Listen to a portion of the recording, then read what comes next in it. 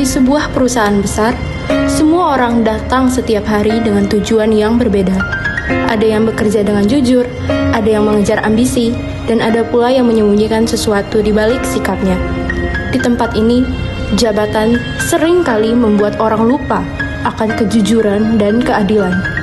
Hari ini, kita akan menyaksikan sebuah kisah tentang kejujuran, ambisi, dan bagaimana kebenaran akhirnya terungkap di tempat yang tak terduga. Pagi hari di sebuah rumah sederhana, seorang pemuda sedang mempersiapkan berkas lamaran pekerjaan. Namanya Sofyan. Pagi ini kamu sudah sibuk sekali, Sofyan. Pagi ya, aku sedang menyiapkan lamaran kerja. Mau melamar ke perusahaan mana? Ke perusahaan Wijaya Group. Mengapa kamu melamar di perusahaan itu, nak? Karena perusahaan ini dikenal profesional dan juga kata orang perusahaan ini susah untuk dimasuki. Cuman kalau sudah masuk di situ dapat banyak pelajaran. Kamu tahu kan perusahaan itu adalah milik ayahmu sendiri. Saya tahu ya. Kalau begitu, ayah akan tempatkan kamu di posisi yang bagus. Tidak ya. Aku tidak mau orang berpikir kalau aku masuk dengan bantuan ayah. Dunia itu keras, nak. Tidak semua orang akan memperlakukanmu dengan baik. Aku siap menghadapi itu ya. Oke, kalau begitu, ayah hargai keputusanmu. Terima kasih ya. Namun, ada satu hal yang tak diketahui oleh Sofyan. Kalau begitu, aku juga akan melihat bagaimana kamu menghadapi dunia kerja sebenarnya. Iya, aku pergi dulu. Berhasil ya.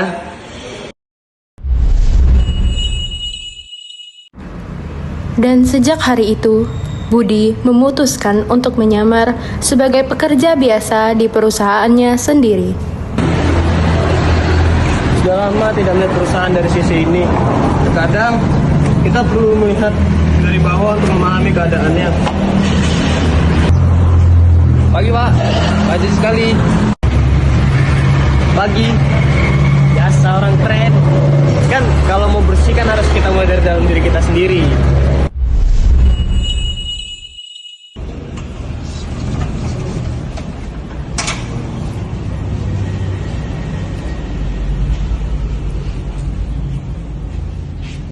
Selamat pagi Pak, Bu. Ini CV saya.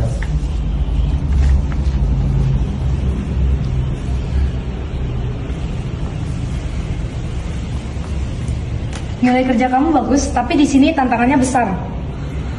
Oke, hari ini kamu akan diterima kerja hari ini. Dan mulai hari ini kamu akan dipindahkan di divisi operasional di bawah Pak Johan. Baik Pak, mulai hari ini saya akan bekerja dengan rajin dan bekerja keras. Semoga kamu kuat menghadapi suasana di sini.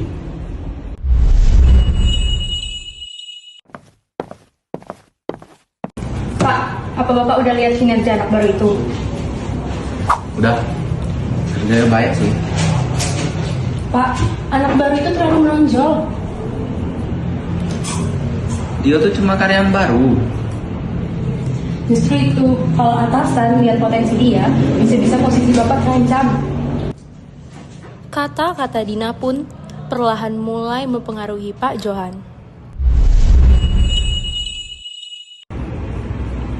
Pekerjaanmu jangan sampai salah ya. Baik Pak. Biasanya anak baru cuma minta di awal sih, Pak.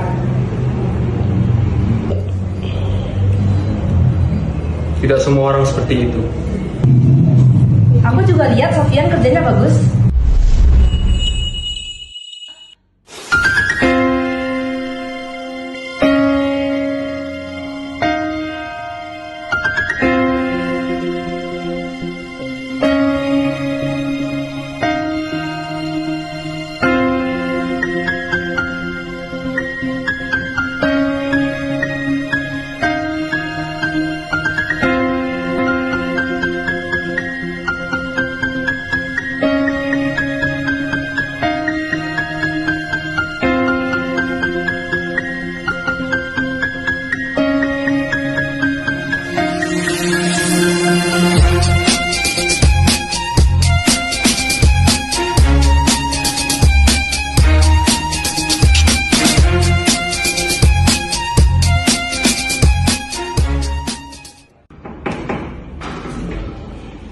Pak.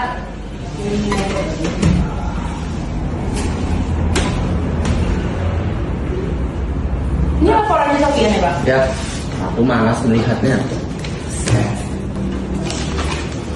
Terlalu banyak.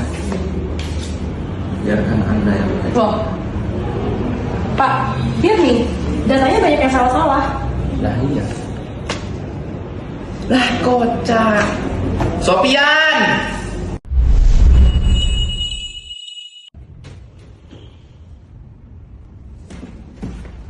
Ya, kenapa? Apa ini? Hukumnya, Pak. Yes. Tak, sabar. Ini kamu yang kerjakan. Ini bukan dokumen saya, Pak. Jelek betul. Enggak, jangan bohong. Aku lihat kok, Pak, dia kerjain asal-asalan.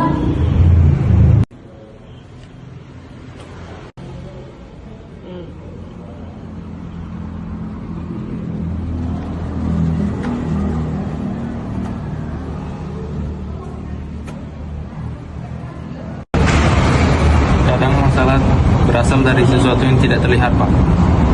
Iya juga.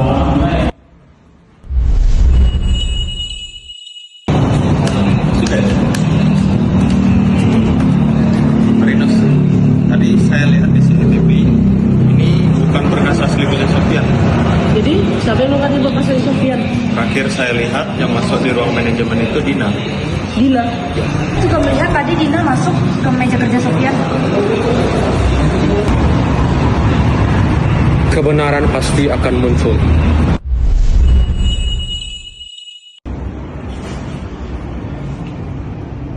Hari ini kita tunjukkan siapa yang tidak kompeten.